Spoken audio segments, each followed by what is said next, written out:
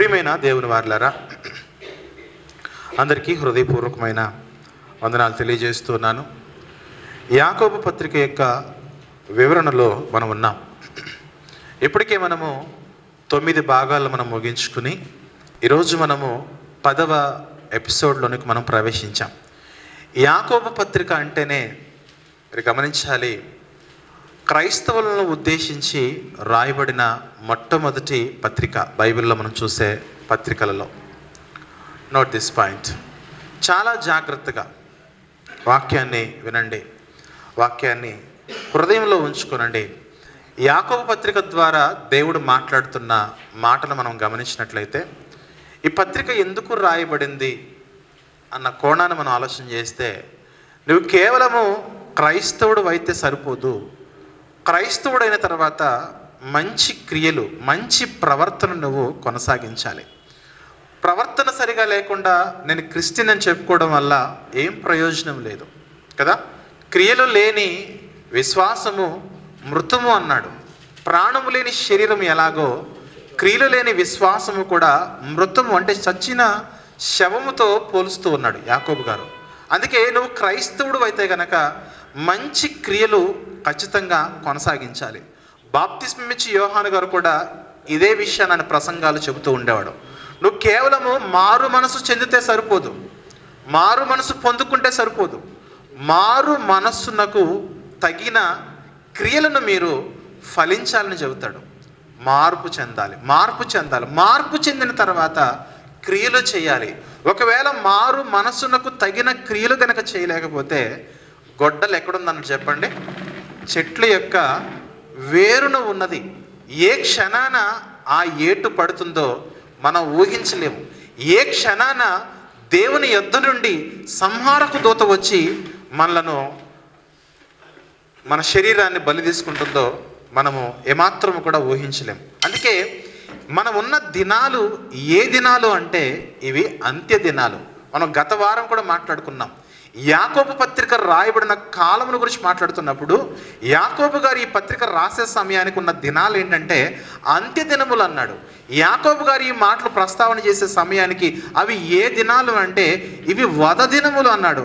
అదే కదా 5వ అధ్యాయం యాకోబు పత్రికలో మనం 3వ వచనం చూసినట్లయితే 5వ అధ్యాయం 3వ వచనంలో, మీ బంగారమును మీ వెండియు తుప్పు పట్టినవి, వాటి తుప్పు మీ మీద సాక్ష్యముగా ఉండి అగ్ని వలె మీ శరీరములు తినివేయును. అంత్య దినములయందు మీరు దేవుణ్ణి కాదనుకుని మీరు ధనము వెంట పరిగెడుతున్నారు. అంటే ఈ పత్రిక రాసే సమయానికే అంత్య దినాలు స్టార్ట్ అయిపోయాయి.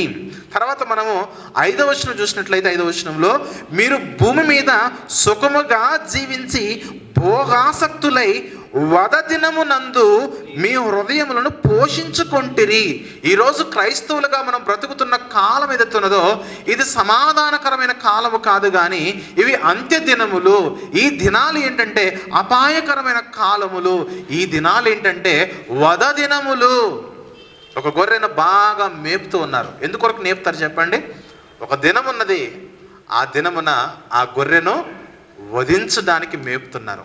ఈరోజు క్రైస్తవులు కూడా సుఖముగా జీవించి భోగాసక్తులే వారి యొక్క భోగముల పట్ల వారి జీవితాన్ని కొనసాగిస్తున్నారు. విచిత్రం ఏంటంటే మీరు వధ దినములలో ఉన్నారన్న సత్యాన్ని ఈరోజు క్రిస్టియానిటీ ఏమాత్రం కూడా ఆలోచన చేయట్లేదు. అయ్యో రేపొద్దున నన్ను వధించబోతున్నారని తెలియక ఎలాగైతే ఒక గొర్రె ప్రతిరోజు తింటున్నట్లుగా ఆ రోజు పుష్టిగా తింటుందో, ఏమాత్రం కూడా చింత లేకుండా, బాధ లేకుండా, రేపు చచ్చిపోతున్నానే, రేపు నేను మరణించబోతున్నానే అనే ఏమాత్రం కూడా హృదయంలో వేదన లేక ఆ గొర్రె ఎలాగైతే, ఆ మేకపోతే ఎలాగైతే తన యొక్క వధ దినమును గుర్తించకుండా సుఖము కొరకు, భోగముల కొరకు ఎలాగైతే తింటూ ఉన్నదో, ఈరోజు క్రైస్తవుడు కూడా దేవుణ్ణి విడిచిపెట్టి దేవుని యొక్క చిత్తములో లేకుండా ఈరోజు వ్యాపారమని, పనులని, ఉద్యోగాలని, దేవుని యొక్క సన్నిధిని, దేవుని యొక్క ప్రత్యక్షతను వదులుకుని బ్రతుకుతున్న వారు అనేక మంది గమనించాలి. ఈరోజు మనం బ్రతుకుతున్న దినాలు అంత్య దినములు. ఈరోజు మనం బ్రతుకుతున్న దినములు వధ దినములు. ఈరోజు మనం బ్రతుకుతున్న కాలము అంత్య దినములలో అపాయకరమైన కాలములు బ్రతుకుతున్నాము. దయచేసి యాకోబు పత్రిక ద్వారా యాకోబు గారు మాట్లాడుతున్న ప్రతి మాట కూడా మన కొరకే. ఆల్రెడీ ఈ 5వ అధ్యాయంలో మొదటి 6 వచనాలు గత వారం చెప్పడం జరిగింది. ధనవంతులారా, మీకు త్వరలో శ్రమ కలగబోతుంది కదా. మొదటి వచనము, మీ మీదకి వచ్చేటి ఉపద్రవములను గూర్చి ప్రలాపించి ఏడవండి. మీరు ధనాన్ని కేవలము భోగాసక్తుల కొరకు మాత్రమే సంపాదించుకుంటే వద దినముల్లో మీరు వధించబడతారు. అంత్య దినముల నుండి మీరు తప్పించుకోలేరు. దేవుని ఉగ్రత మీ మీదకి రాబోతుంది. ఒకవేళ మీరు ధనాన్ని సంపాదించే దేవుని చిత్తము కొరకు సంపాదించండి. మీరు ధనాన్ని సంపాదించాల్సింది 2 కారణాల కొరకు ధనాన్ని సంపాదించాలి. ఒకటి, దేవుని సేవ కొరకు ధనాన్ని సంపాదించాలి. రెండోది, మానవ సేవ కొరకు ధనాన్ని సంపాదించాలి. మన ధనము కేవలము దేవుని సేవ కొరకు, మానవ సేవ కొరకు కాకుండా కేవలం మన సుఖాల కొరకు, మన భోగముల కొరకు, మన హృదయ వాంఛల కొరకు మాత్రమే ధనాన్ని సంపాదిస్తే మన జీవితంలో అంత్య దినములలో, వద దినములలో, రాకడ సమయంలో నీవు ఏమాత్రము కూడా తప్పించుకోలేవు అని చెప్పిన సందర్భాన్ని మనము గత వారము విన్నాం. అంత మాత్రమే కాదు కానీ మనము బలహీనులుగా ఉండి ధనవంతుల వలన అత్యధికముగా బాధింపబడుతూ ఉంటే మీరు ఏమాత్రము కూడా అధైర్యపడకండి. ధనవంతుడు పని చేయించుకుంటాడు, పని చేయించుకుని కూలిని సరిగ్గా ఇవ్వడం. ధనవంతుడు పని చేయించుకుంటాడు, సరైన మర్యాద ఇవ్వడు. ధనవంతుడు పని చేయించుకుంటాడు, ఆ కూలి వారి యొక్క ఆ కూలిని బిగబడతాడనే విషయాలు కూడా గత వారం మనము ఆ పోర్షన్లో మనం చదువుకున్నాము. దాని కంటిన్యూషన్గా ఇదిగో బీదలుగా మీరు బ్రతుకుతున్నారు కదా, దేవుని సన్నిధిలో దేవుని నిమిత్తము మీకున్న వాటినంతా కూడా దేవుని సేవ నిమిత్తము, మానవ సేవ నిమిత్తం ఖర్చు చేస్తూ మీరు బీదలుగా బ్రతుకుతున్నారు కదా, ఏమాత్రము కూడా మీ జీవితాల్లో దేవుని మీద నమ్మకాన్ని కోల్పోకండి అని చెబుతూ తర్వాత బీదలైన విశ్వాసులతో మాట్లాడుతున్నాడు. బీదలైన విశ్వాసులతో మాట్లాడుతూ 7వ వచనం నుండి 11వ వచనం వరకు ఈ పోర్షన్ ఎదుగుతున్నదో చాలా జాగ్రత్తగా మనం గమనిద్దాం. బీదలైన విశ్వాసులతో మాట్లాడుతూ కదా, మొదటి శతాబ్ద కాలంలో దేవుని సేవ కొరకు, మానవ సేవ కొరకు తమ చరస్థిర ఆస్తులను నమ్మి అందరూ కూడా ఎలాగైతే బీదలుగా మారిపోయారో గత వారం విన్నాం. దాని కంటిన్యూషన్ ఇది. అర్థమవుతుందా? దాని కంటిన్యూషన్ ఇది. కాబట్టి మీరు బీదలైపోయినందుకు మీరు ఏమాత్రము కూడా అధైర్యపడకండి. మీ డబ్బంతా పోయినందుకు ఏమాత్రం కూడా అధైర్యపడకండి కదా. ధనవంతులు మిమ్మల్ని హింసిస్తున్నారు కదా అని మీరు ఏమాత్రం కూడా అధైర్యపడకండి. వాళ్ళు హింసిస్తున్నారని, వాళ్ళు పాపం చేస్తారు మన పట్ల, మీరు కూడా పాపములోనికి వెళ్ళకండి అని చెబుతూ చక్కగా మంచి మంచి ఉదాహరణలతో యాకోబు గారు మాట్లాడుతున్నారు. జాగ్రత్తగా వాక్యాన్ని వినాలి. మన గురి పరలోకం వైపు ఉండాలి. మన గురి పరలోక సంబంధమైన మాట మీద ఉండాలి. రేపు చచ్చిపోతే ఏమైపోతామో మనకు తెలియదు. ఇవి వద దినములు, ఇవి అంత్య దినములు. ఇక్కడికి వచ్చి కూడా వాక్యాన్ని వినకపోతే ఇంకెప్పుడు వాక్యం వింటాం చెప్పండి. ఇక్కడికి వచ్చి కూడా మనం ఆత్మీయంగా ఎదగకపోతే వారంలో ఏ రోజు మనం ఆత్మీయంగా ఎదగలం చెప్పండి. తమ్ముడు చెప్పాడు, గత వారం నేను ఒక్క పాపం కూడా చేయలేదన్న వాళ్ళు చేయలేకపోతే ఎత్తగలం మనము?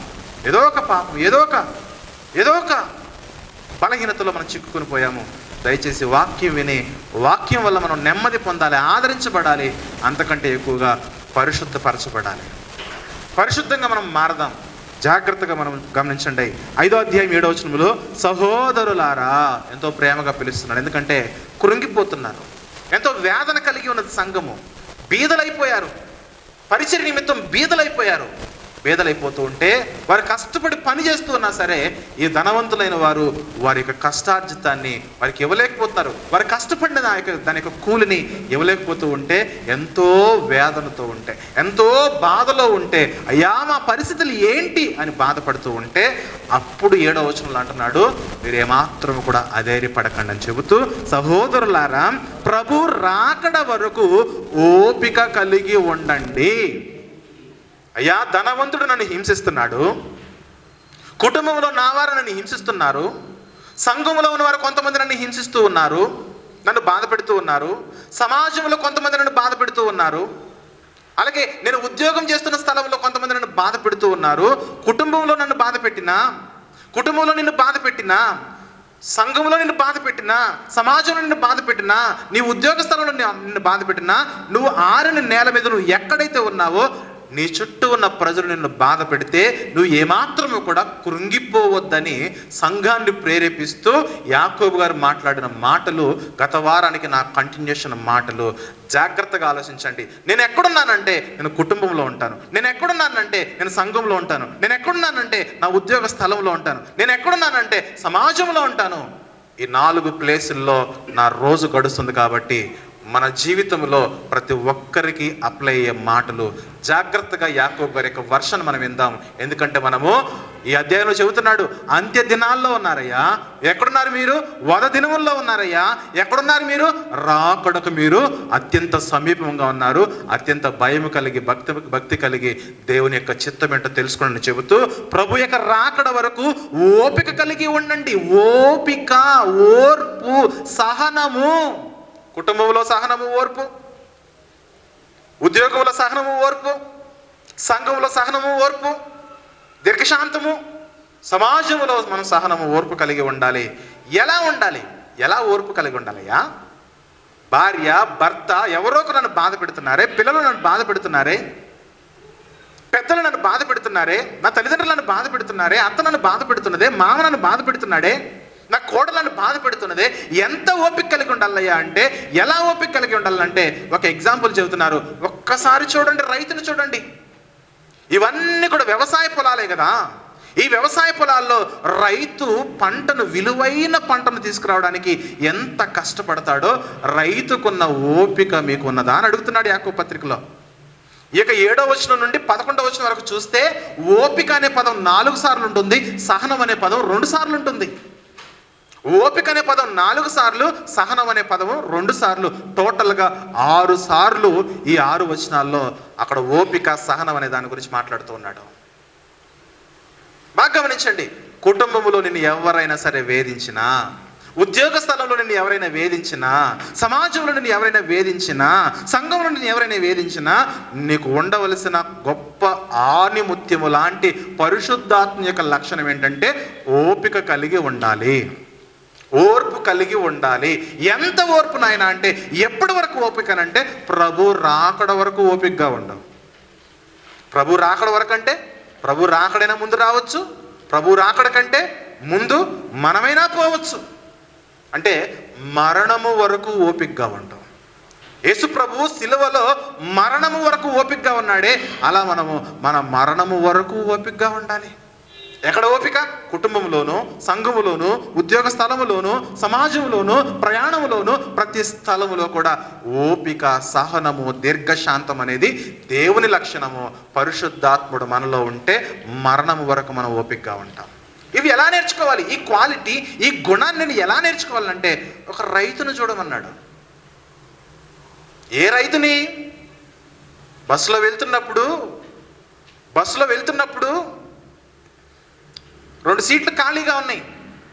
ఆ సీట్లో కూడా ఆ కిటికీకి ఒకరు, ఈ కిటికీకి ఒకరు ఉన్నారు. ఇటువైపు ఏమో చక్కగా మంచి నీట్గా బట్టలు వేసుకుని ఉద్యోగం చేస్తున్న ఎంప్లాయీ ఉన్నాడు.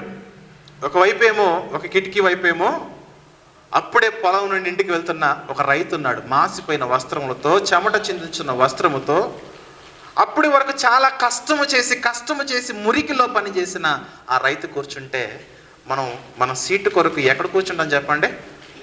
ఎక్కడ కూర్చుంటాము? ఎంప్లాయీ దగ్గరికి వెళ్తాం. కానీ దేవుడు ఎవరి దగ్గరికి వెళ్ళమంటున్నాడు? రైతు దగ్గరికి వెళ్ళాం.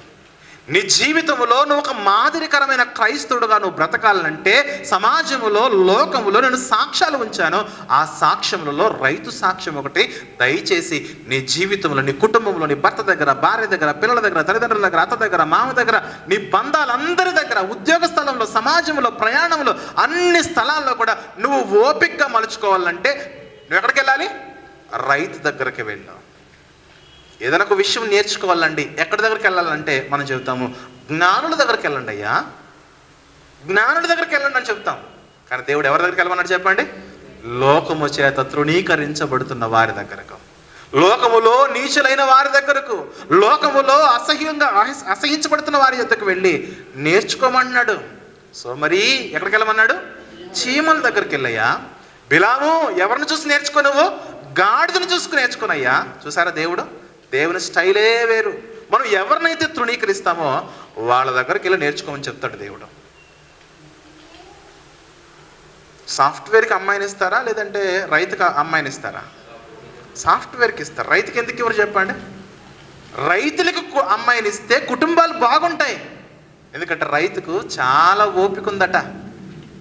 తన పంటను పెంచే విషయంలో రైతు ఎంత ఓపికగా ఉంటాడో, కుటుంబం అనే పంటను పెంచే విషయంలో, పని అనే పంటను పెంచే విషయంలో కూడా, సంఘం అనే పంటను పెంచే విషయంలో కూడా రైతు యొక్క ఓపికను కలిగి ఉండాలని చెబుతుంది లేఖనం. ప్రియమైన దేవుని బిడ్డలారా, నోట్ దిస్ పాయింట్. ఏమంటున్నాడు 7వ వచనంలో? వ్యవసాయకుడు, చూడండి ఒకసారి, వ్యవసాయం చేసే రైతు దగ్గరికి వెళ్ళండి. వ్యవసాయకుడు తొలకరి వర్షమును కడవరి వర్షమును సమకూడు వరకు విలువైన భూఫలము నిమిత్తము ఓపికతో కాచుకొనుచు దాని కొరకు కనిపెట్టును కదా. విలువైన భూ పంటను ఇంటికి తీసుకుని రావడానికి రైతు ఎంత కష్టపడతాడు చెప్పనా? తొలకరి వర్షము తన చేతుల్లో ఉండదయ్యా, కడవరి వర్షము తన హస్తాల్లో ఉండదు. తొలకరి వర్షం అంటే నారు వేస్తాడు, నారు వేసిన తర్వాత వర్షం పడితే నారుమడి మునిగిపోతుంది. తర్వాత కడవరి వర్షం అంటే కోత కోసిన తర్వాత ఆ పనులు ఆ పొలంలో ఉండగా పొలము నిండిపోతుంది, మొత్తం తడిచిపోతాయి. వీటన్నిటిని గుర్తుపెట్టుకోనండి. రైతు యొక్క ఓపిక ఎదుగుతున్నదో ప్రాథమికంగా నేను చూసిన దాన్ని, నేను అనుభవించిన దాన్ని ఉదాహరణలుగా కొంత ఇన్ఫర్మేషన్ని, కొంత సమాచారాన్ని మీకు ఇస్తాను. ఒక బాగా ముండ్ల చెట్ల చేత, బీడు భూమి ఏదైతే ఉన్నదో, ముండ్ల చెట్ల చేత, ముండ్ల పొదల చేత, కలుపు మొక్కల చేత నిండిపోయిన బీడు భూమి ఏదైతున్నదో ఆ బీడు భూమిని చక్కటి సస్యశ్యామలమైన మాగాణి భూమిగా మార్చగలిగిన శక్తి ఒక రైతుకు మాత్రమే ఉన్నది. ఒక పొలాన్ని ఇవ్వండి, ఆ పొలంలో అప్పటికే ముండ్ల కంపులు ఉన్నాయి, ముండ్ల పొదలు ఉన్నాయి, కలుపు మొక్కలు ఉన్నాయి, ఎక్కడ చూసినా ఎత్తు పల్లాలు ఉన్నాయి, గుట్టలు ఉన్నాయి. ఇప్పుడు రైతు ఏం చేస్తాడు చెప్పండి? ఇది నా వల్ల ఎక్కడవుతుంది అనుకోడు, వెంటనే పారించుకుంటాడు, పలుగు పట్టుకుంటాడు. నేను మాట్లాడుతుంది ఇప్పుడు రైతు గురించి కాదు. ఒక 40-50 సంవత్సరాల క్రిందట ఎలాంటి మిషనరీ లేని కాలంలో మరి పండించిన రైతులు ఎవరైతే ఉన్నారో వారి గురించి మాట్లాడుతున్నాను. యాకోబు గారి కాలంలో రైతులు ఎవరైతే ఉన్నారో వారి గురించి మాట్లాడుతున్నాను. నా మాట యాకోబు గారి మాట, నా మాట. నేను ఏ కాలం రైతుల గురించి మాట్లాడుతున్నానంటే, ఎలాంటి ఆయుధాలు, ఎలాంటి మిషనరీ లేని కాలంలో, ఎలాంటి మిషన్స్ లేని కాలంలో పంటను పండించిన రైతు గురించి మాట్లాడుతున్నాను. ఇప్పుడు ఈ పొలం ఉన్నది, ఒక స్థలం ఉన్నది, దీన్ని మంచి పంట భూమిగా మార్చాలి. ఇది ఒక బీడు భూమి, దీనిలో ముండ్ల పొదలు ఉన్నాయి, గచ్చ పొదలు ఉన్నాయి. వీటన్నిటిని కూడా ఒక్కొక్కటి నరికేసుకుంటా వెళ్ళిపోతాడు. ఫస్ట్ నరికి వేసుకుంటూ వెళ్ళిపోయి ఆ పొలము చుట్టూ కూడా చక్కటి గట్లుగా సరిహద్దుల్ని ఏర్పాటు చేసుకుంటాడు. రెండోదిగా సరిహద్దుల్ని ఏర్పాటు చేసుకుని ఆ పొలంలో ఉన్న చెట్లన్నింటినీ కొట్టేసిన తర్వాత చక్కగా పొలాన్నంతటిని కూడా పలుగుతోటి, పారతోటి నీట్గా ఫ్లాట్గా చేసేస్తాడు. ఒక అద్దం వలె మారుస్తాడు. ఇప్పుడంటే ఏమొచ్చినాయి చెప్పండి? జేసీబీలు వచ్చాయి, ట్రాక్టర్లు వచ్చాయి, అన్నీ వచ్చేసినాయి. ఈ జేసీబీలే కానీ ట్రాక్టర్లే కానీ లేనప్పుడు ఒక రైతు తన పొలాన్ని ఎలా సాగు చేశాడో అంత ఓపికగా మనము గనక మన కుటుంబాన్ని సాగు చేయగలిగితే, అంత ఓపికగా మన సంఘాన్ని సాగు చేయగలిగితే, అంత ఓపికగా మన ఉద్యోగాన్ని సాగు చేయగలిగితే, అంత ఓపికగా మన సమాజంలో మనము ఒక రైతుగా మనం వ్యవహరించగలిగితే మన జీవితాలు దేవుడు కోరుకున్న చిత్తంలో ఖచ్చితంగా ఉంటాయని యాకోబు గారు మాట్లాడుతున్నాడు. ఇప్పుడు రైతు ఏం చేస్తున్నాడు చెప్పండి? పొలాన్నంతా కూడా చదును చేసేసాడు. చదును చేసిన తర్వాత ఆ పొలానికి ఏం కావాలి చెప్పండి? నీళ్లు కావాలంటే డైరెక్ట్గా వచ్చేస్తాయా? కొన్ని ప్రార్థన చేస్తే వచ్చేస్తాయా? ఏం చేయాలి? అక్కడ ఎక్కడైతే కాలువ ఉన్నదో, పంట కాలువ, పైనుండి వస్తున్న పంట కాలువ ఏదైతున్నదో, నదీ జలాలు కాలువల ద్వారా వస్తున్న, పిల్ల కాలువల ద్వారా వస్తున్న మన పంట పొలానికి దగ్గరలో ఉన్న కాలువ ఏదైతుందో ఆ కాలువ దగ్గర నుంచి చిన్న పిల్ల కాలువలు తవ్వుకోవాలి. మళ్ళా కాలువలు తవ్వాలంటే మరలా కష్టమే, మరలా శ్రమే. కాలువలు తవ్వుతాడు. కాలువలు ఏమన్నా మనం కోరుకున్నప్పుడల్లా వచ్చేస్తాయా? రావు. అది ఎప్పుడు వస్తుందో వెయిట్ చేయాలి. కొన్ని సందర్భాల్లో కొన్ని కాలువలు ఉంటాయి, ఒకే చిన్న కాలువ మీద అటువైపు 100 ఎకరాలు, ఇటువైపు 100 ఎకరాలు ఉంటాయి. అప్పుడు ఎలా ఉంటాయి చెప్పండి? నీకు ఈ టైంలో నీ వంతు, ఆ వంతు ఉదయం 4 గంటలకు రావచ్చు, అర్ధరాత్రి 12 గంటలకు రావచ్చు, మధ్యాహ్నం 1 గంటకు రావచ్చు, మండు ఎండలో రావచ్చు. ఎలాంటి పరిస్థితులైనా, చలైనా, వర్షమైనా కదా, ఎండైనా, అన్ని పరిస్థితుల్లో కూడా పాములు, కీటకాలు, క్రిమి కీటకాలు అన్నిటిని తట్టుకుని తన పంట పొలానికి నీళ్ళు ఇవ్వడానికి ఎండలో వెళ్ళిపోతాడు రైతు. వర్షంలో వెళ్ళిపోతాడు రైతు, చలిలో వెళ్ళిపోతాడు రైతు, పాములనే కదా భయపడ్డు.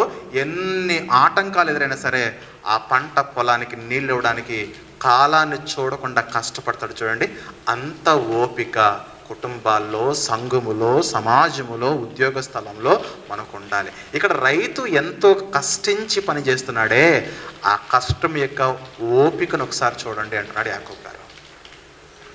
ఇక తీర మొత్తం అంతా నీళ్ళు వచ్చిన తర్వాత నారుమడేశాడంటే, నారుమడేసిన తర్వాత ఇక్కడ అంటున్నాడు, తొలకరి వర్షము కాస్త భారీ వర్షం అయిపోయిన తర్వాత నారొచ్చిన తర్వాత మొత్తం మునిగిపోయింది. ఏమాత్రమైనా ఆశలు చంపుకుంటాడా? ఆశలు చంపుకుంటాడా? రైతు మీరు గమనించండి, ఎలాగైనా సరే పంటను పండించాలనే ఆలోచన కలిగి ఉంటాడు, కానీ నా వల్ల కాదండి అని చేతులు ఎత్తేయడు. తర్వాత నాట్లు వేస్తారు. నాట్లు వేసిన తర్వాత భారీ నుంచి అతి భారీ వర్షాలు, తుఫాను, వరదలు వచ్చేసరికి పొలాలన్నీ మునిగిపోతాయి. ఆ పొలాలు మనం చూస్తే అసలు గట్లనేవే కనబడవు, వాడి యొక్క సరిహద్దులే కనబడవు, మొత్తం అంతా నీళ్ళే, కానీ కనుచూరు మేర అంతా కూడా నీళ్ళే కనబడుతూ ఉంటాయి.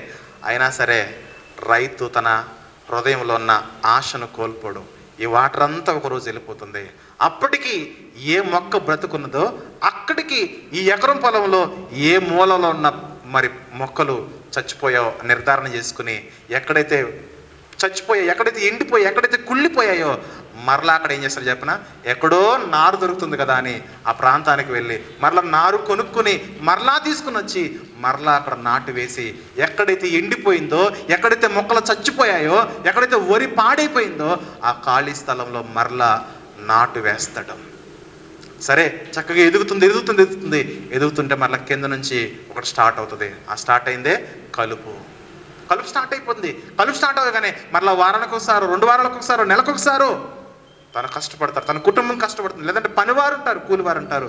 కూలివారు కూడా ఇక్కడ వ్యవసాయం చేసేవాళ్ళే, కూలివారు కూడా రైతుతో సమానమే, ఎందుకంటే వారు కష్టపడుతున్నారు కదా, కష్టపడుతున్నారు. సరే, కలుపు తీశారు కదా అని మామూలుగా ఉంటే అయిపోతుందా? తర్వాత కీటకాలు వస్తాయి, పురుగులు వస్తాయి, గొంగళ పురుగులు వస్తాయి, మిడతలు వస్తాయి, రకరకాల పురుగుల చేత పంట నాశనం అయిపోతూ ఉంటే మరలా వాటికి మందులు చల్లి ఆ పంటను కాపాడుకునే ప్రయత్నం చేస్తాడు.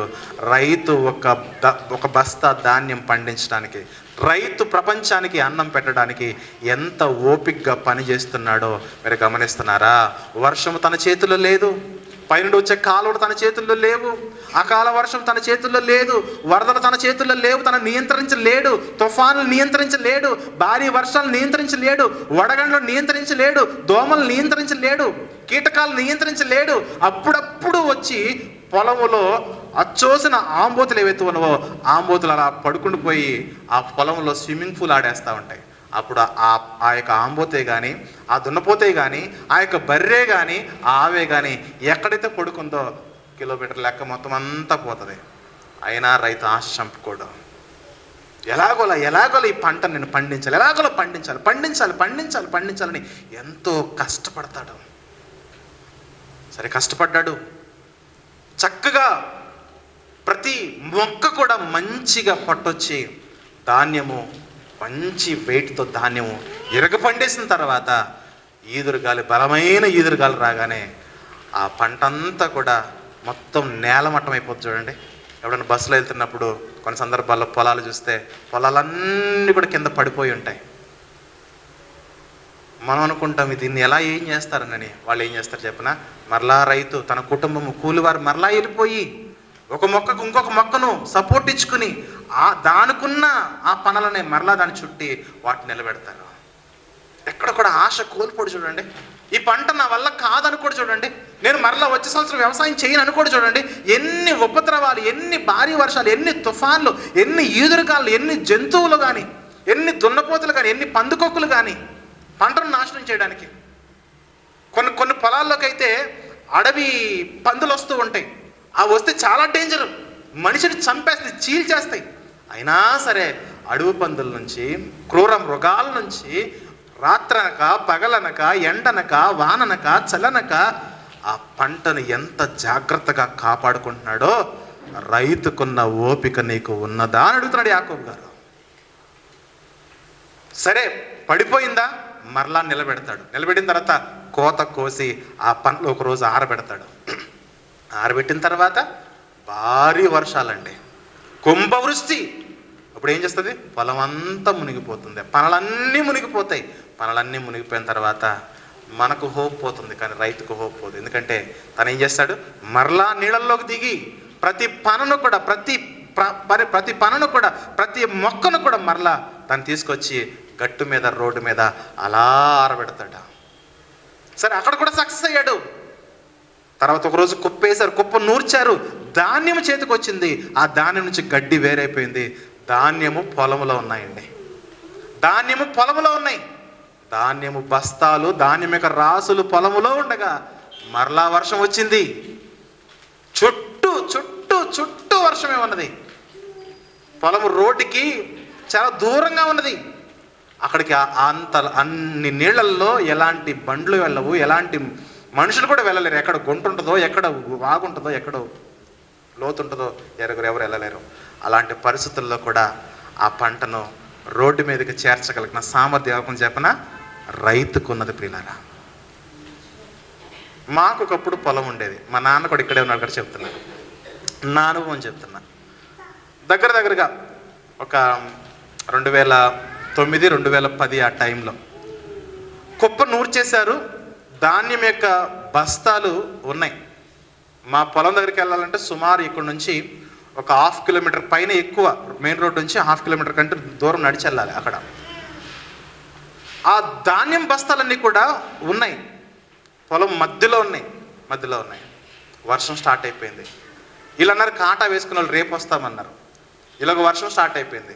అర్ధరాత్రి పూట వర్షం స్టార్ట్ అవ్వగానే మా అన్నయ్య, మా నాన్న వెళ్ళి దాని చుట్టూ కూడా మట్టి దిబ్బ ఏర్పాటు చేశారు. ఒకవేళ కొంచెం వర్షం అయితే మిగిలిన చోట వర్షం పడినా సరే మట్టి దిబ్బ ఏర్పాటు చేస్తే, చుట్టూ కూడా ధాన్యం రాసే చుట్టూ కూడా మట్టి దిబ్బ ఏర్పాటు చేస్తే కొంచెం లోపలికి వాటర్ రాకుండా ఉంటాయని పైన మొత్తం బరకాలు కప్పేసి, కవర్లు కప్పేసి చక్కగా రాత్రంతా అక్కడే ఉంటే వర్షం ఏమాత్రం కూడా తగ్గలేదు.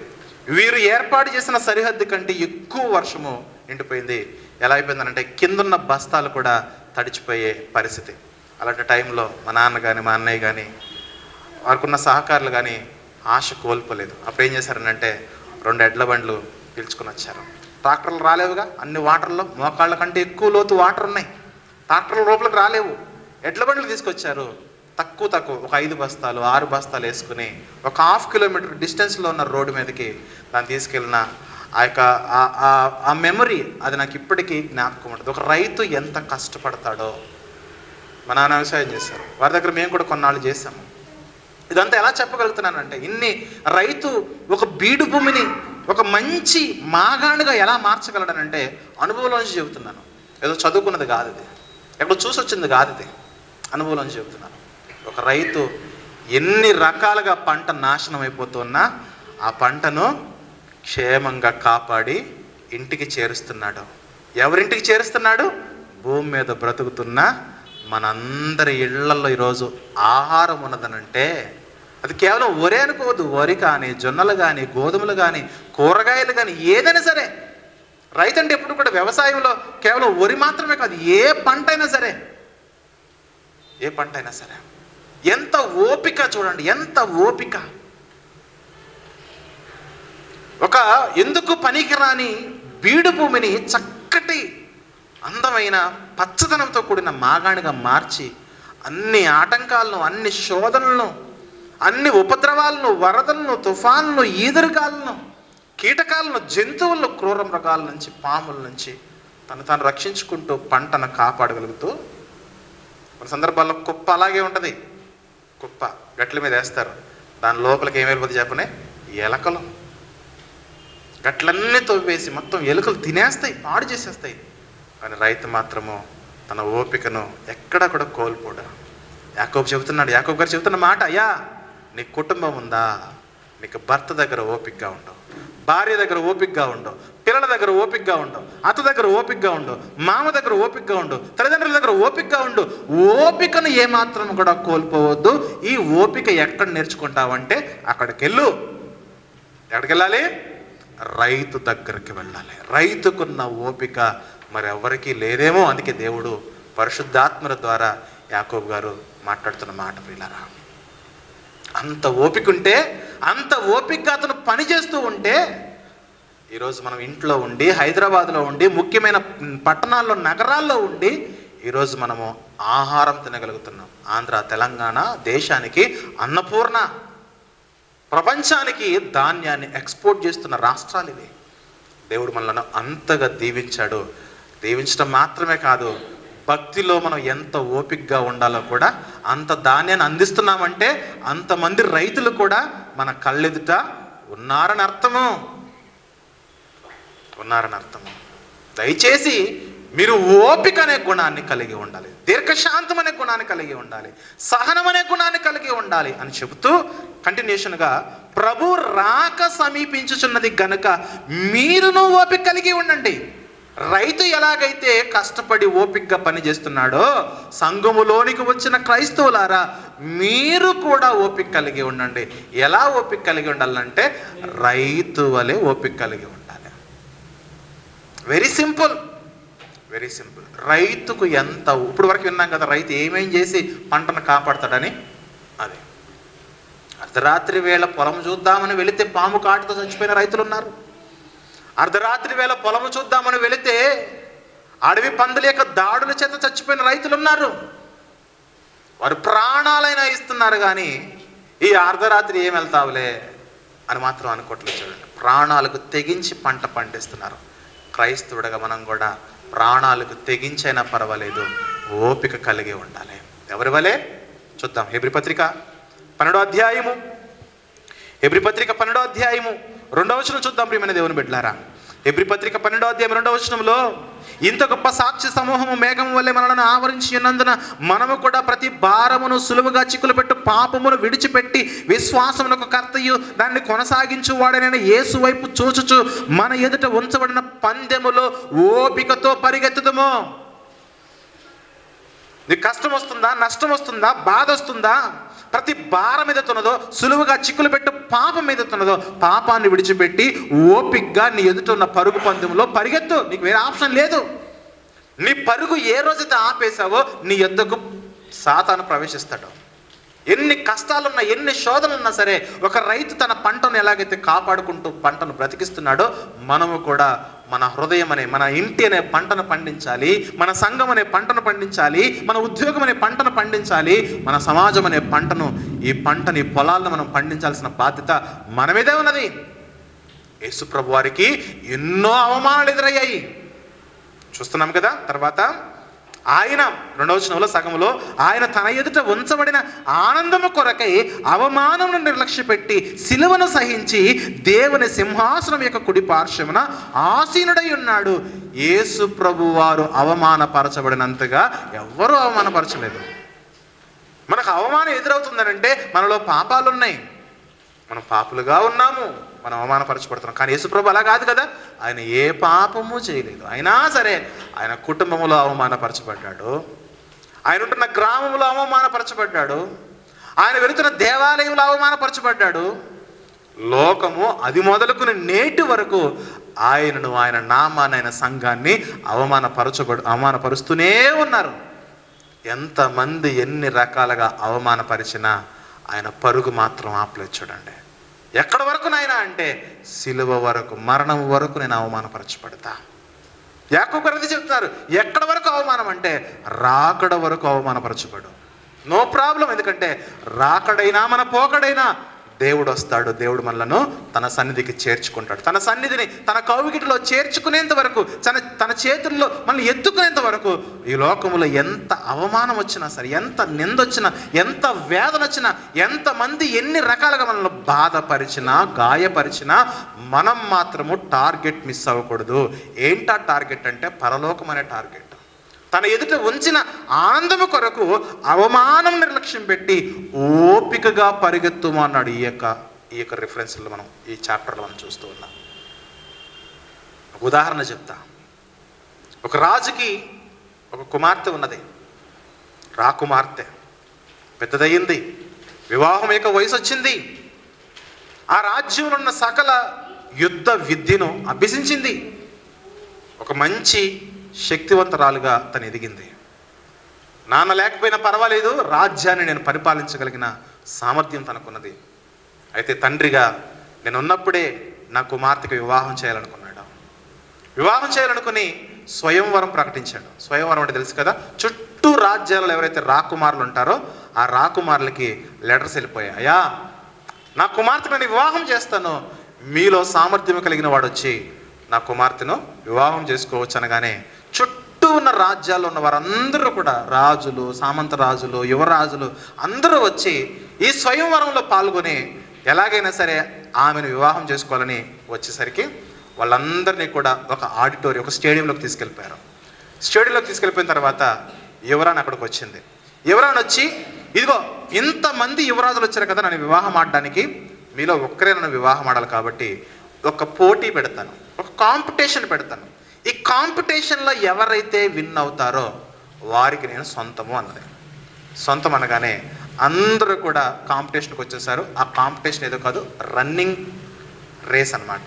రన్నింగ్ కాంపిటీషన్, పరుగు పందెము అన్నాడు కదా, పరుగు పందెం అని ఈ వచనాల్లో, ఎబ్రీ పత్రిక 12:2-3 వచనాల్లో పరుగు పందెం అన్నాడు. పరుగు పందెం అనే కాంపిటీషన్లో అందరూ కూడా నిలబడ్డారు. యువరాజులందరూ కూడా. వారి మధ్యలో యువరాణి కూడా, నేను కూడా మీతో పరిగెడతాను, నన్ను పరుగు పందెంలో మీరు ఓడిస్తే, ఎవరు ఫస్ట్ వస్తే వాళ్ళకి నేను సొంతం అన్నది. ఈ మహాతల్లి చాలా తెలివిగలవే ఈ యువరాణి.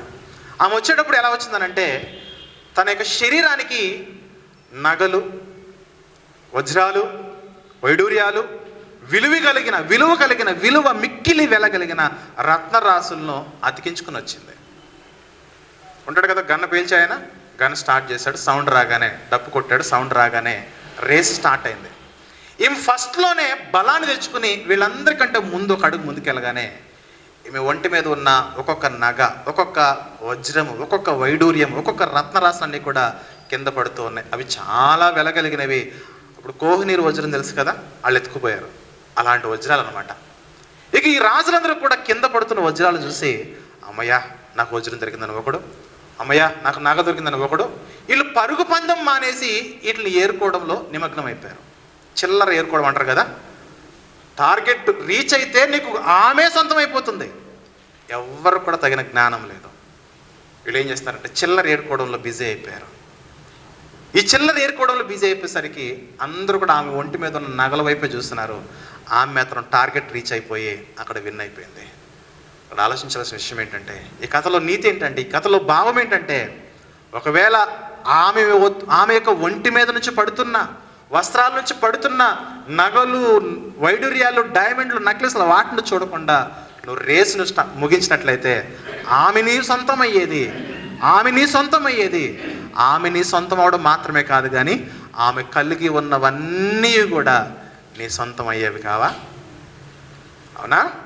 యేసుప్రభు వారు చెబుతున్నది అదే. అయ్యా, సులువుగా చిక్కులు పెట్టే పాపాలను చూడకండయ్యా, భారాలను చూడకండయ్యా, లోకములో ఏదో వస్తుందని లోకాన్ని చూడకండయ్యా.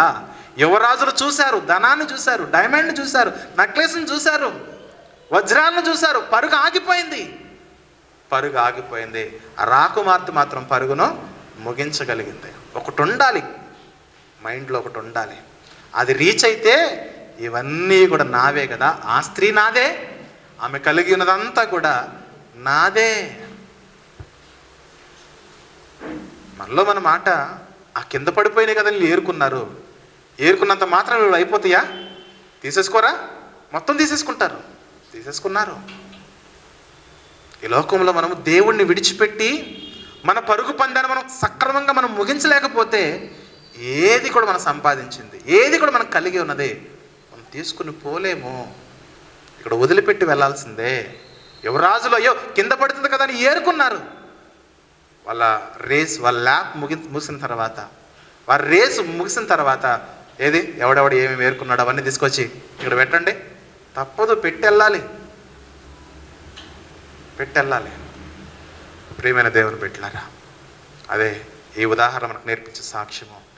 యేసుప్రభు వారికి చాలా ఆటంకాలు ఎదురయ్యాయి, కానీ ఎక్కడా కూడా ఆయన లొంగిపోలేదు. సొంత కుటుంబం అన్నది పిచ్చి పట్టిందా అని లొంగిపోయాడా? లొంగిపోలేదు. ఎంతో అవమానపరిచారండి. అదే అన్నాడు ఇక్కడ. ఆయన తన ఎదుట ఉంచబడిన ఆనందము కొరకు అవమానమును నిర్లక్ష్య పెట్టి సిలువను సహించి దేవుని సింహాసనం యొక్క కుడి పార్శ్వమున ఆయన ఆసీనుడైన సిలువను సహించాడు. శ్రమలలో శ్రమ, సిలువ శ్రమ ఎవ్వరికి రాకూడదు. అత్యంత క్రూరమైన, అత్యంత హేయమైన, అత్యంత అవమానకరమైన శ్రమ అది. అలాంటి అవమానాన్ని భరించాడు. స్వజనులు ఆయన దూషించారు, అన్ని జనులు ఆయన దూషించారు, సామాన్యులు దూషించారు, ఏలికలు అధికారులు కూడా ఆయన దూషించారు, సైనికులు దూషించారు. కానీ ఆయన టార్గెట్ మాత్రము మిస్ అవ్వలేదు. ఎందుకంటే ఆయన టార్గెట్ ఒకవైపు చూస్తున్నాడు, పైనున్న వాటిని చూస్తాడు. పైన నేను పైనుండి వచ్చిన వాడిని, నేను మరలా తిరిగి పైకి వెళ్ళిపోవాలి. అది చెప్పడానికి వచ్చాడు ఈ లోకానికి యేసుప్రభువు వారు. మనల్ని కూడా అదే చెబుతున్నాడు, అయ్యా మీ పౌరస్థితి పరలోకం అయ్యా, మీరు పైనుండి వచ్చిన వారు, మరలా పైన చూడండి. ఈ కింద చిల్లరను చూసుకుంటే మీ కాంపిటీషన్, మీ పరుగు పందాన్ని మీరు ముగించలేరు. అది మీ వల్ల కాదు.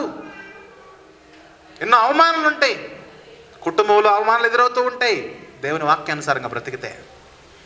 సంఘములో అవమానం ఎదురవుతుంది దేవుని వాక్యానుసారంగా బ్రతుకుతున్నందుకు. ఉద్యోగ స్థలంలో అవమానం ఎదురవుతుంది ఎందుకంటే దేవుని వాక్యంలో మనం ఉన్నందుకు.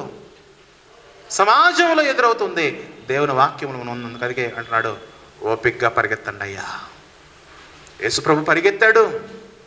మన ఉదాహరణలో యువరాణి పరిగెత్తింది, ఆడబిడ్డ పరిగెత్తింది, మగరాయిళ్ళందరూ కూడా చిల్లర కోసము ఆగిపోయారు, జ్ఞానము లేని వారు. మళ్ళీ అడుగుతున్నాడు యాకోబు గారు, ఒక రైతును చూడండి. ఎందుకంటే ఇదిగో కుటుంబంలో ఓపిక లేకుండా ఉన్నావా, భర్త దగ్గర ఓపిక లేకుండా ఉన్నావా, భార్య దగ్గర ఓపిక లేకుండా ఉన్నావా, తల్లిదండ్రుల దగ్గర, అత్తమామల దగ్గర, పిల్లల దగ్గర ఓపిక లేకుండా ప్రవర్తిస్తున్నావా, నీ హృదయంలోనికి సాతాను ప్రవేశించి నీ గుండెల్లో కూర్చొని నడిపిస్తున్నాడు. జాగ్రత్త. పరిశుద్ధాత్ముల యొక్క లక్షణం ఏంటంటే, పరిశుద్ధాత్ముడు మనలో ఉంటే గనక మనం ఎంతో ఓపికగా ఉంటాం. పరిశుద్ధాత్ముడు మనలో ఉన్నాడా లేదా అని మనం ఎలా పరీక్షించుకోవాలంటే, ఓపిక, సహనము, దీర్ఘశాంతము. ఎక్కడ? ఇంటిలోను, సంఘములోను, సమాజంలోను, ఉద్యోగ స్థలంలో, అన్ని స్థలాల్లో కూడా మనము ఓపికగా ఉన్నప్పుడే పరిశుద్ధాత్ముడు మనలో ఉంటాడు. మనం ఓపికగా లేకుండా మన దుష్ట ఆలోచనతో మనం ముందుకెళ్తున్నామా, సాతాను మన హృదయంలో ఉన్నట్టే. ఈరోజు ఇంట్లో గొడవ అవుతుందా, వాకటి ఎవరున్నారు? న్యాయాధిపతి ఉన్నాడు. జాగ్రత్త. ఇంట్లో మాట్లాడుతున్న మాటలు ఎవరు వినట్లేదు అనుకుంటున్నామేమో, వాకిట్లో న్యాయాధిపతి ఉన్నాడు. యాకోబు గారు మాట్లాడుతున్న మాట చూద్దాం ఒకసారి. యాకోబు పత్రిక 5వ అధ్యాయము 9వ వచనము. 5వ అధ్యాయం 9వ వచనములో, సహోదరులారా మీరు తీర్పు పొందకుండా నిమిత్తము ఒకని మీద ఒకడు సనుక్కోకండి అయ్యా. ఎవరు సనక్కుండా ఉండేది? ఓపిక ఉన్నవారు భరించుకుంటారు. యేసుప్రభు ఎవరి మీద సనిగాడా? ఆయన దూషింపబడి ఎవరిని కూడా దూషించలేదు. ఆయన బాధ పెట్టబడి ఎవరిని కూడా బాధ పెట్టలేదు. ఈ సన్నుగుడు అనే ఆ సమస్య నుంచి మనం బయటపడాలి. ఈ సన్నుగుడు ఆగిపోతే కుటుంబాల్లో సమాధానం పెరుగుతుంది. ఈ గొనుగుడు ఆగిపోతే దంపతుల మధ్య ప్రేమ పెరుగుతుంది, ఐక్యత పెరుగుతుంది, అనురాగం పెరుగుతుంది. దయచేసి దేవుని వాక్యం చెబుతుంది, సనుగుడు ఆపేయండి. నువ్వు సనుగుతున్నావే ప్రతి సన్నుగుడు, అది నీ భర్త కంటే, నీ భార్య కంటే, నీ తల్లిదండ్రుల కంటే, అత్తమామల కంటే ముందుకు ఆయన వింటున్నాడు. ఆయన పేరే న్యాయాధిపతి. ఆయన సర్వలోక న్యాయాధిపతి. ఎక్కడ ఏ మూలన ఉండి నువ్వు సనుక్కున్నా దేవుడు వింటున్నాడు. జాగ్రత్త. ప్రభువు వింటున్నాడు. జాగ్రత్త. పరిశుద్ధాత్ముడు వింటున్నాడు. జాగ్రత్త. నువ్వు సనగాలంటే ఇక్కడ వేదన ఉండాలి. ఇక్కడ వేదన కంటే, నీ సనుగుడు కంటే ఇక్కడ పరిశుద్ధాత్మను పెట్టుకోవాలి ముందు. ఇక్కడ పరిశుద్ధాత్ముడు ఉంటే సనుగుడు ఉండదు, గొనుగుడు ఉండదు. ఏమంటే చెప్పండి, ఓపిక ఉంటుంది, సహనం ఉంటుంది, దీర్ఘశాంతం ఉంటుంది. మనం అదే పనిగా సనుగుతున్నాం అనుకోండి, ఇక్కడ ఎవరున్నారు చెప్పండి? ఎవరున్నారు? దయ్యము మన హృదయాన్ని ప్రేరేపిస్తుంది. అందుకే ప్రియ దేవుని బిడ్డలారా, దేవుని వాక్యం చెబుతుంది, ఇది నా సొంత మాట కాదు, దేవుని వాక్యం చెబుతుంది, మీరు తీర్పు పొందకుండా నిమిత్తము ఒకని మీద ఒకడు సనక్కండి. సనక్కుండా ఉండాలంటే పైన కింద సందర్భం ఏంటంటే ఓపిక, సహనము, దీర్ఘశాంతము కలిగి ఉండండి. ఇదిగో న్యాయాధిపతి వాకిట నిలిచి ఉన్నాడు కదా. ఈరోజు మనం ఎన్ని తప్పులు చేస్తూ ఉన్నా ఆ న్యాయాధిపతి ఓపికగా ఉండడం బట్టే ఈరోజు మనం బ్రతుకుతున్నాము. ఆ విషయాన్ని మనం మర్చిపోకూడదు. ఈరోజు మనం ఇన్ని అతిక్రమాలు చేస్తున్నా, ఇన్ని ఆ పాపాలు చేస్తూ ఉన్నా, ఆయన రక్తంతో కడగబడిన తర్వాత కూడా ఇన్ని అతిక్రమాలు చేస్తూ ఉన్నా ఈరోజు మనం బ్రతికే ఉన్నామంటే ఆయన ఓపికగా ఉన్నాడు కాబట్టి మనం బ్రతుకుతున్నాం. అందుకే మన కుటుంబాల్లో కానీ, మన సంఘంలో కానీ, సమాజంలో కానీ, ఉద్యోగ స్థలంలో కానీ ఓపిక అనే ఆయుధాన్ని మీరు కలిగి ఉంటే దేవుడు చూస్తున్నాడు. దేవుడు ఎప్పుడు కూడా మనలను సిగ్గుపరచనీయడు. దేవుడు ఎప్పుడు కూడా మనలను వదిలేయడు. దేవుడు ఎప్పుడు కూడా మనలను విసర్జించడు. పట్టుకుంటాడు. సిలువలో యేసు ప్రభువును పట్టుకున్నాడు. ఆ తండ్రి సిలువలో లోకమే తృణీకరించి అవమానపరిస్తే ఆయన పట్టుకున్నాడు. మనల్ని కూడా పట్టుకుంటాడు. మన జీవితాలను ఆయనకు అప్పగించుకోవాలి. మన ఆలోచనలు ఆయనకు అప్పగించుకోవాలి. మన బాధ ఆయనకు అప్పగించుకోవాలి. మన వేదన ఆయనకు అప్పగించుకోవాలి. అంతేగాని సనుక్కోవడం మంచిది కాదు. ప్రియమైన దేవుని బిడ్డలారా, నేను ఒకరి గురించి చెబుతున్న మాట కాదు, ఇది ఓవరాల్గా క్రైస్తవ సంఘము సమాజము గురించి చెబుతున్న మాట. యాకోబు గారు ఈ మాట కేవలం ఒక కుటుంబం గురించి చెబుతున్న మాట కాదు, ఇది ప్రపంచంలో ఉన్న క్రైస్తవులకు చెబుతున్న మాట. మన జీవితాల్లో ఎంత ఓపికగా ఉంటే కుటుంబంలో ఫలాలు బాగుంటాయి. మన జీవితంలో ఎంత ఓపికగా ఉంటే ఉద్యోగంలో మన ఫలాలు బాగుంటాయి. కొన్ని సందర్భాల్లో కొంతమంది ఉద్యోగాన్ని ఎందుకు ఉంచుతారు చెప్పినా వారికి ఉన్న ఓపికను బట్టే. నిజానికి నువ్వు నాకు అవసరం లేదు, కానీ నువ్వు ఓపికగా పనిచేస్తావు చూసావా, నువ్వు నాకు కావాలి అని యజమానులు మనం కోరుకోవాలి. పైన యజమానులు దుర్మార్గులు, మంచోళ్ళు కాదు వీళ్ళు.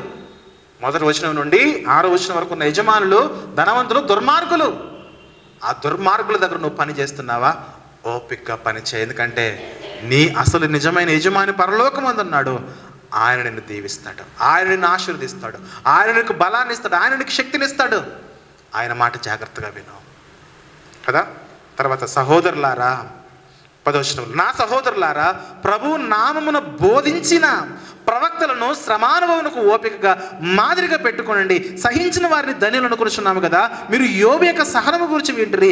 ఆయన ఎంతో జాలియు కనికరమును గలవాడని మీరు తెలుసుకుని ఉన్నారు. ఇదిగో మీకంటే ముందటి కాలంలో ప్రవక్తలు ఉన్నారయ్యా.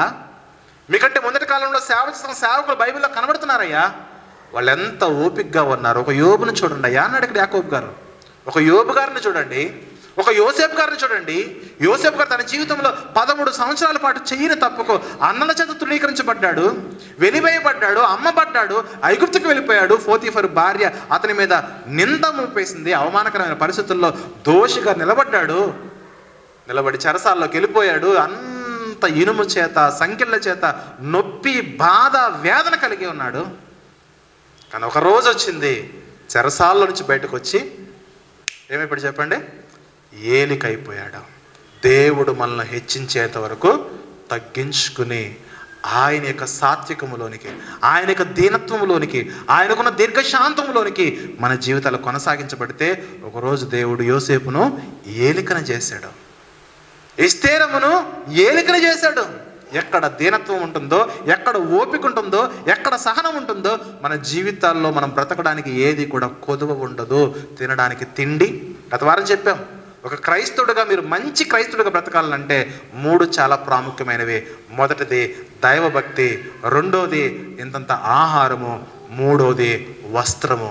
ఇంటిని గురించి కూడా పౌలు గారు ప్రస్తావన చేయలేదు.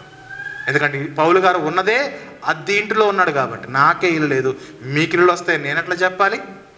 అర్థమవుతుందా? పౌలు గారు భాష, నాకే ఇల్లు లేదు, నేనే రెంట కట్టుకుని బ్రతుకుతున్నా, ఇక మీకు ఇల్లు వస్తే నేను ఎందుకు ప్రార్థన చేయాలి? అందుకే పౌలు తిమోతి గారు చెబుతున్నాడు, నాయన దైవభక్తి కావాలి, రెండోది అన్నం కావాలి, వస్త్రం కావాలి. ఈ 3 ఉంటే నీ జీవితము సంతృప్తే. ఇంకా ఏదో లేదని నువ్వు ఏడవద్దు. అర్థమవుతుందా? ఏదో లేవని, ఏదో వస్త్రము, పాత వస్త్రమైనా క్రొత్త వస్త్రమైనా ఏదో వస్త్రము.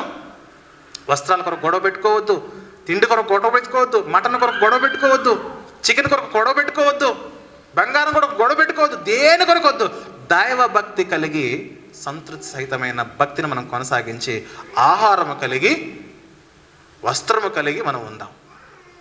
అంతకు మించి ఎక్కువ మనం ఊహించేసుకుంటే ఇక్కడ ఒక రోగం స్టార్ట్ అవుతుంది. ఆ రోగమే సనుగుడు రోగం, గొనుగుడు రోగం. ఆళ్ళకుంది, ఏళ్ళకుంది, నాకేమన్నా కొనిచ్చావా, దిక్కుమాలను బతుకు, నేను చేసిన కూడా నిన్ను చేసుకున్న కాడ నుంచి నీతో సావలేక వస్తున్నానని. వద్దు. దేవుడు మనల్ని ఎక్కడుంచాడో అక్కడే ఉండాలి మనము. ఎలాంటి ఇబ్బందుల్లో ఉన్న, ఆర్థిక ఇబ్బందుల్లో ఉన్నా సరే దైవ భక్తిని మిస్ అయిపోవద్దు, దేవునితో సహవాసాన్ని కోల్పోవద్దు. నోట్ దిస్ పాయింట్, బాగా గమనించండి. దైవ భక్తిని కోల్పోవద్దు. నేను ఒక క్రైస్తవుడినే, ఆ లక్షణాలను కోల్పోవద్దు. అన్నము వస్త్రాలు ఉంటే చాలండి. దేవుడు నీకు సొంత గృహాన్ని ఇచ్చారని దీవిస్తున్నాడా? కట్టుకో, సంతోషంగా కట్టుకో, సంతోషంగా కట్టుకుని ఉండు. సుఖాల్లోకి పోవద్దు. ప్రియమైన దేవుని బిడ్డలారా, దైవభక్తి, అన్నము, వస్త్రము ఇది ఉంటే, వీటిని కలిగి ఉండి మరణిస్తే చాలు, మన గమ్యస్థానం పరలోకానికి మనము చేరుకుపోతాం. అందుకే మనకంటే ముందటి కాలంలో పరిచర్య చేసిన సేవకులు బైబిల్ గ్రంథంలో ఎంతోమంది ఉన్నారు. ఎన్ని కష్టాలు, ఎన్ని అవమానాలు, ఎన్ని ఇబ్బందులు, ఎన్ని శోధనలు, ఎన్ని రకాలుగా వారు శ్రమ అనుభవించిన ప్రాణాలైనా ఇచ్చారు, కానీ భక్తిని మాత్రం కోల్పోలేదు. రాజీపడి బ్రతకలేదు, పాపంతో రాజీపడి స్నేహం చేయలేదు. కాబట్టి ప్రియ దేవుని సంగమా, నేను కోరేది ఒకటే, ఓపిక, ఓపిక, ఓపిక. మాట్లాడుతున్నప్పుడు ఓపిక, పని చేస్తున్నప్పుడు ఓపిక, ప్రయాణాల్లో ఓపిక. జుట్లించుకుని కొట్టేసుకున్నారు బస్సుల్లో. ఎందుకు చెప్పండి? ఏదో గంట సేపు నిలబడి వెళ్ళలేవా? ఒక గంట సేపు నిలబడి ప్రయాణం చేయలేవా? చూస్తున్నావా రోజు వార్తల్లో? ఓపిక లేదు. భర్తలో కంప్లైంట్, భార్యలో కంప్లైంట్. ఏం చేద్దాం? కట్ చేసేసి మిక్సీలో వేసేసి ఉడికించేద్దాం, కుక్కర్లో వేసి ఉడికించేద్దాం, డ్రమ్ములు వేసేద్దాం. అర్థమవుతుందా? ఎందుకిన్ని మటర్లు చెప్పండి సమాజంలో? మనుషుల్లో ఓపిక లేదు. అందుకని ఈరోజు ఈ మధ్యకాలంలో ఎంతమంది తమ భార్యలను చంపేస్తున్నారు, ఎంతమంది తమ భర్తలను కూడా చంపేస్తున్నారు, పార్సల్ చేసేస్తున్నారు డ్రమ్ముల్లోకి, నదుల్లోకి, చెరువుల్లోకి, కాలంలోకి, రైల్వే ట్రాక్ల మీదకి. ఎందుకు? ఓపిక. అది దేవుడు మనకిస్తున్న లక్షణము. దాన్ని కలిగి ఉందాం ప్రియమైన దేవుని బిడ్డలారా.